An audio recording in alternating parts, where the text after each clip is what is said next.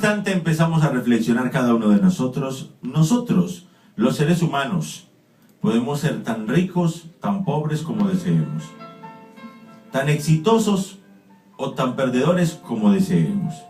¿Sabían que eso está en nuestras manos? A veces tenemos ataduras que no percibimos. La historia de la vaca. La historia cuenta que un viejo maestro deseaba enseñar a uno de sus discípulos por qué muchas personas viven atadas a una vida de mediocridad y no logran superar los obstáculos que les impiden triunfar. No obstante, para el maestro, la lección más importante que el joven discípulo podía aprender era observar lo que sucede cuando finalmente nos liberamos de aquellas ataduras y comenzamos a utilizar nuestro verdadero potencial. Para impartir su lección al joven aprendiz, aquella tarde el maestro había decidido visitar con él algunos de los lugares más pobres y desolados de aquella provincia. Después de caminar un largo rato, encontraron la que consideraron la más humilde de todas las viviendas. Aquella casucha a medio derrumbarse, que se encontraba en la parte más distante de aquel caserío, debía ser sin duda las más pobres de todas. Sus paredes milagrosamente se sostenían en pie, aunque amenazaban con derribarse en cualquier momento. El improvisado techo dejaba filtrar el agua y la basura, y los desperdicios que se acumulaban a su alrededor daban un aspecto decrépito a la vivienda. Sin embargo, lo más sorprendente de todo era que en aquella casucha de 10 metros cuadrados pudiesen vivir 8 personas. El padre, la madre, 4 hijos y 2 abuelos se las arreglaban para acomodarse en ese pequeño lugar. Sus viejas vestiduras y sus cuerpos sucios, malolientes, eran prueba del estado de profunda miseria reinante. Curiosamente, en medio de este estado de escasez y pobreza total, esta familia contaba con una posesión poco común en tales circunstancias: una vaca, una flacuchenta vaca que con la escasa leche que producía proveía a aquella familia, con el poco aliento de algún valor nutricional, algo para sobrevivir. Pero más importante aún, esta vaca era la única posesión material de algún valor con que contaba aquella familia. Era lo único que los separaba de la miseria absoluta. Y allí, en medio de la basura y el desorden, pasaron la noche el maestro y su novato discípulo. Al día siguiente, muy temprano y sin despertar a nadie, los 2 viajeros se dispusieron a continuar su camino. Salieron de la morada y antes de emprender la marcha, el anciano maestro le dijo a su discípulo: es hora de que aprendas la lección que has venido a aprender. Sin que el joven pudiese hacer nada para evitarlo, el anciano sabio sacó una daga que llevaba en su bolsa y degolló la pobre vaca que se encontraba atada a la puerta de la vivienda, ante los incrédulos ojos del joven. «Maestro», dijo el joven, «¿qué has hecho? ¿Qué lección es esta que amerita dejar a esta familia en la ruina total? ¿Cómo has podido matar a esta pobre vaca que representa lo único que posee esta familia?» Haciendo caso omiso a los interrogantes del joven, el anciano se dispuso a continuar la marcha, y maestro y discípulo partieron sin poder saber qué suerte correría aquella familia ante la pérdida de su única posesión.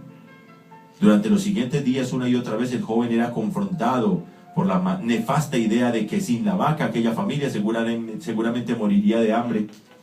Un año más tarde, los 2 hombres decidieron regresar nuevamente por aquellos senderos a ver qué suerte había corrido aquella familia. Buscaron la humilde posada nuevamente, pero en su lugar encontraron una casa grande.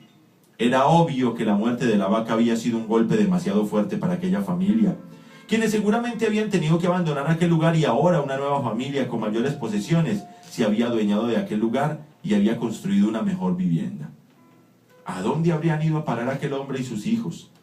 ¿Qué habría sucedido con ellos? Todo esto pasaba por la mente del joven discípulo, mientras que vacilante se debatía entre tocar la puerta y averiguar por la suerte de los antiguos moradores y continuar el viaje y evitar confirmar sus peores sospechas.